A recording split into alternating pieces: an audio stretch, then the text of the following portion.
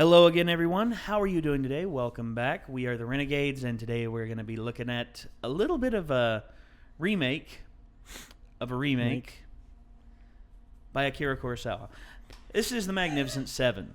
Now, a little bit of history lesson on this. Micah, care to start us out? Take it away, friend.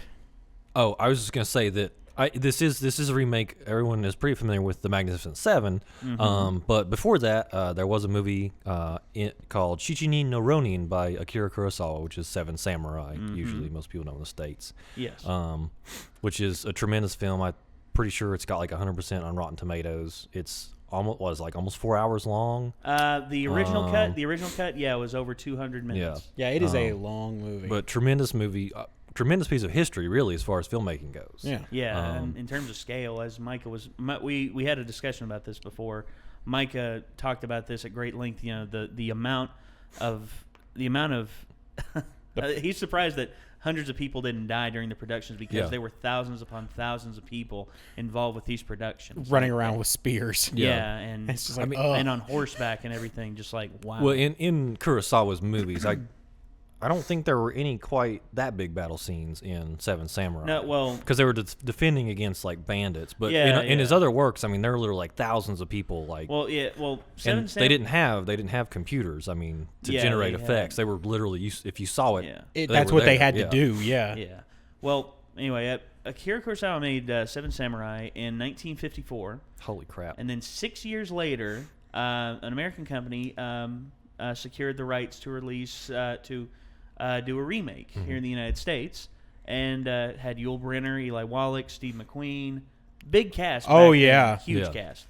And I think 1954, if I'm not mistaken, that's when Godzilla was released. Yeah, good year for Japanese film. Yeah. Oh boy, Great was year it for Japanese film? OG Godzilla. Yeah, man. And anyway, Kurosawa said that he saw The Magnificent Seven and was thoroughly impressed with how they maintained a lot of the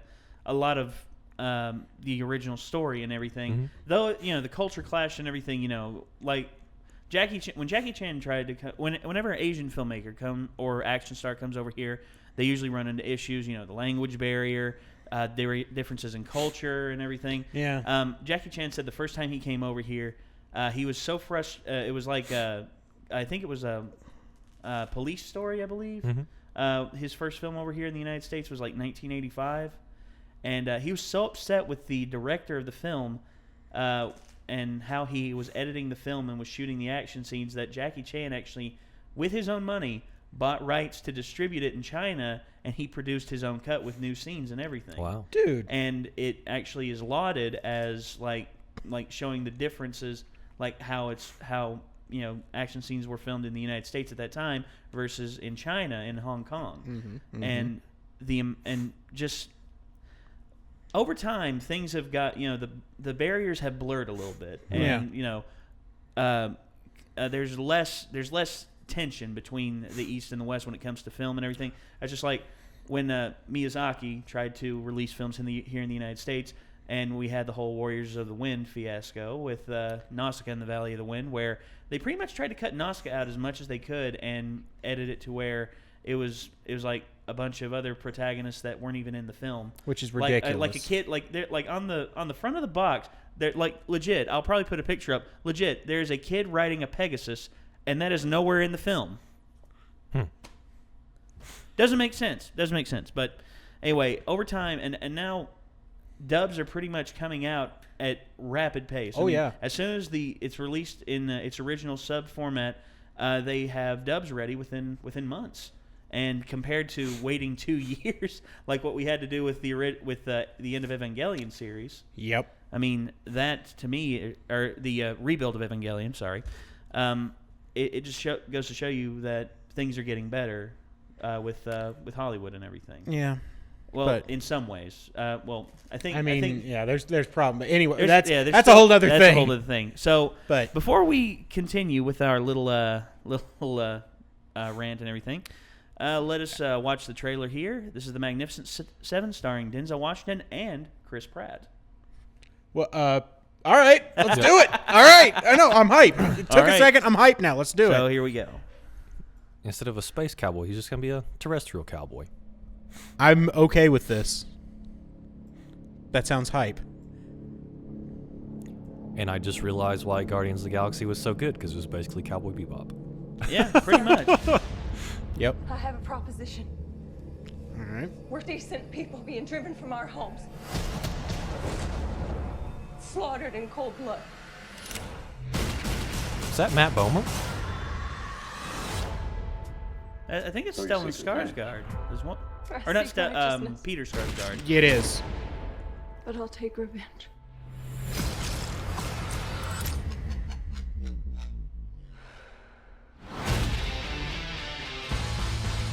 Took a job looking for some men to join me. All right. Difficult? Impossible.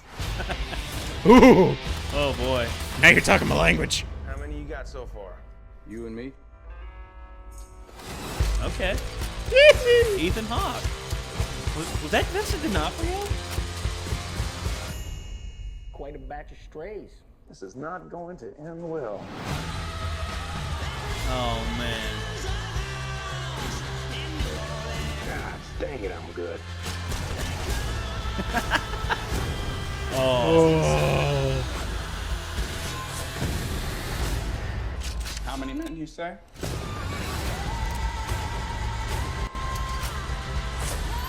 It is Vincent D'Onofrio. I figured. This is gonna be awesome. That looks pretty good. Yeah. Okay.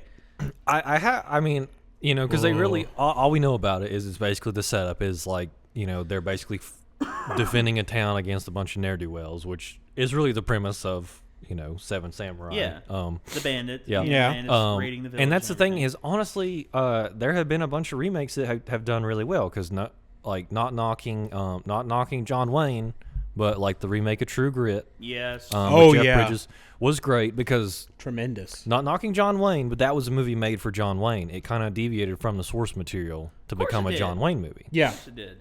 And then of course 310 to Yuma, they did a good job with it. Yeah. So I'm not worried about this at all. I think it'd be pretty good. Well, Antoine Fuqua is directing this. Antoine Fuqua him and Denzel have had a good history of working together. They did Training Day, which won Denzel an Oscar, for God's sakes, and then they did The Equalizer, what just came out. You know, Denzel the remake of the Equalizer series that was on in the 80s. Mm-hmm. And I'll say this: Antoine Fuqua is a good director. He can set up a good shot and everything, but it all depends on who is editing the film. Because if he gets a good editor, then the film turns out tremendous. But if he gets a subpar editor, you can get Olympus Has Fallen, which I'll be honest, good. It's a wacky setup. To be honest, it's a wacky setup. It's pretty much a Die Hard movie without John McClane, and instead you insert Gerard Butler. But Yeah, it's about right. yeah, but at the same time, the film was shot beautifully. There were a lot of really good shots in that, a lot of good action sequences. But the way the film was edited, and also how things turned out overall in the film, I found a little bit annoying. But I'm glad I saw it, because hey, it was still shot really well, and you know, Gerard Butler kicking butt. I mean, he did that a lot in 300, and I liked it a lot. Yeah. But I think with Denzel and Chris Pratt, Ethan Hawke, and Vincent D'Onofrio, and I think I saw someone else in there. All right, dude. Let's see if I was Show gonna More say- will say anything. I swear the down guy there. that got shot in the beginning of the trailer was Matt Bomer. You couldn't really see; he wasn't in focus, but Yeah, Well, I'd let's say see. so. Okay, so I'm gonna pull up that list. yeah. Let's see. What I'm gonna do is I'm going to Wikipedia right now, and I'm looking up. Let's see. got to find the disambiguation page. Magnificent Seven. Oh, Matt Bomer's in it. Matt. Oh, really? Matt Bomer is in it. Well, I was pretty sure I swear There he he was. is. Matt Bomer. I'm pretty sure he was the Cam Giganette and Vinnie Jones too. Ooh. because I swear Say, that was is Matt. Michael Jones. They Vinnie Jones. will call you Vinnie Jones. Yeah, if they want to get their ass kicked. I'm gonna call you Vinnie Jones from now on. Well, you'll have my fist up your ass for the rest of your life. This is a heck of a cast. Oh, Byung-Hun Lee. Oh my gosh, yes. Dude, I was gonna say he played the T-1000 in Terminator Genesis, and he also played Storm Shadow in Rise of Cobra and Retaliation. I mean, great stunt, great stuntman, and also a pretty good actor if you give him the chance. But his stunt work has been tremendous. I will say that he's pretty good. I really liked that they touched on the original story between him and Storm Shadow and Snake Eyes in the second movie, even though Rise of Cobra was not good. But I thought he brought a lot to it for what was not a very redeemable situation. Oh, and they have a Comanche. They have a Comanche warrior in this one, Red Harvest. Huh? I don't remember them having. Yeah, they didn't have all the protagonists in the original Magnificent Seven, if I remember, save for a few, were predominantly white. Which predominantly they're still white in this one, but yeah. Well, I mean, I'm okay with it because honestly, I mean, really, the West was a big melting pot more than people give it credit for. Big time. I mean, there were a lot of. And honestly, the Magnificent Seven, it was kind of they go out recruiting guys, but they really didn't have any of the societal hangups that most people had. They just wanted people that knew how to handle themselves. They didn't care what they looked like. Yeah, as long as you were. Oh, go on. Oh, no, I was just gonna say which kind of touches on the original story with Kurosawa. All his characters usually are really rough around the edges, but the soul of the story is something really pure that everyone can kind of connect with. No matter where they've come from. Because usually, because Seven Samurai, a lot of the guys they came from very different backgrounds.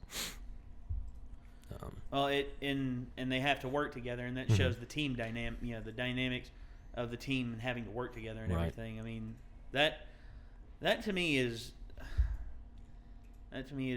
oh, here we go. This is the editor of the film. Oh no. Oh boy. Okay. Going back now. I'm gonna pretend I did not see that.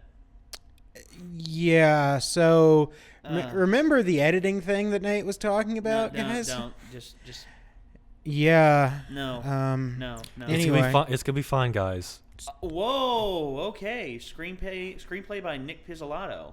I like that. Nick Pizzolatto, for everyone who does not know, is the writer of the True Detective series. The one with Woody Harrelson. Oh, yeah. Okay. So for him to be on board as the screenwriter, wow, that's awesome, actually. All right. Jeez. All right, so guys, Magnificent Seven looks like it's going to be fun. And I can't wait to see it. I mean, honestly, Chris Pratt. Anything with him in it, I'm probably going to see because honestly, even when he was on, even when he played the lovable idiot on Parks and Rec, I was just like, oh, I love this guy. Yeah. I still turn on Parks and Rec, and just like when they're playing on Esquire, they'll have like a marathon. I'll just leave it on all day because why not? Yeah, I was going to say. Also, the banter between him and Ron always got me as well. Yeah. He's like, and honestly, my favorite. It's like, and communism is bad. Yeah, big swing and a miss. It's like, keep mine rare. A man after my own heart. Yeah, like my favorite interaction is with Ron and Aubrey Plaza's character. Yes. April. Yes. There was one where he's like, when people get too attached to me, I like to call them by the wrong name to put them in their place. And she's just like, that is genius. And he's like, thank you. And she was like, you're welcome, Lester. He kind of looks at the camera and smirks. Yeah, Ron just gives that. And there's the moment where Leslie is sick, and Andy's on the computer, and this was all completely ad-libbed. He's like, Leslie, I typed your symptoms into the computer, and it says you might have network connectivity problems. And I'm sitting here going, that is genius. Like, that is genius writing. Oh, man. That's beautiful. Okay, but before we get derailed, the fact is, even if this is terrible, it's a cowboy shoot-'em-up movie. So I'm going to go see it because who doesn't like a cowboy shoot-'em-up movie? I mean, it's like, all right. So even, like, I hate to go back to an old example, but Star Trek. Yeah. Even if it's not a good Star Trek movie, it's still probably going to be a decent space action movie. Right. Like this, even if it's not Magnificent Seven, it's still going to be pretty sweet. I mean, it's like a bad samurai movie. There's no such thing. There you go. Yeah. There you go. You're going to. It's like a Godzilla movie. I mean, honestly, Godzilla versus Megalon was a piece of trash, but damn it, if I did not watch it several times. Yeah.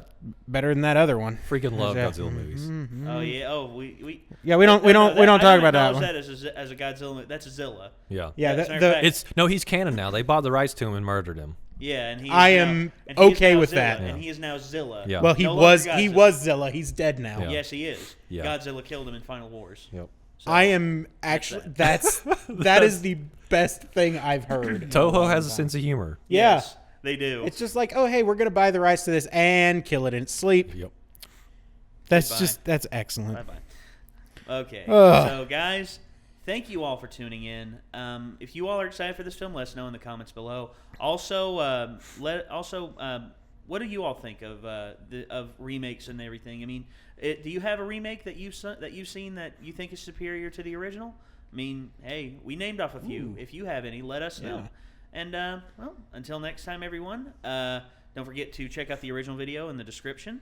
Also, check the description for all of our various other endeavors. And hit the like button if you like the video. And don't forget to subscribe. See you later, guys. Peace out.